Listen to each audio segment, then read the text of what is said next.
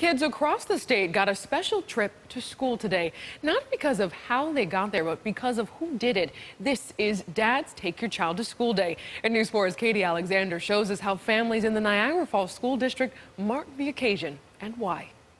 Having all the men in the schools today is taking a couple hours out of everyone's time, but school leaders say those few hours can make a world of difference.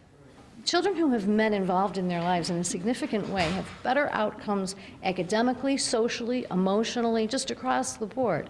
So the schools in Niagara Falls are doing all they can today to get more of those men to take part, welcoming them in with goodies and a chance to see the classrooms, and most importantly, a chance to see why they are wanted and needed here.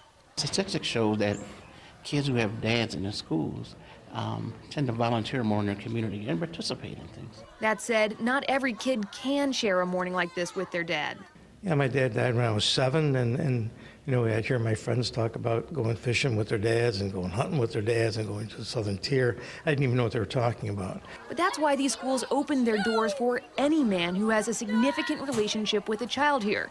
Not just dads, but granddads, foster dads, stepdads, neighbors, family friends, not to mention community leaders, police, firefighters, and the like, who are coming in to show their support. With everything that's going on in the world, it's important that they see that they have male role models out there that care.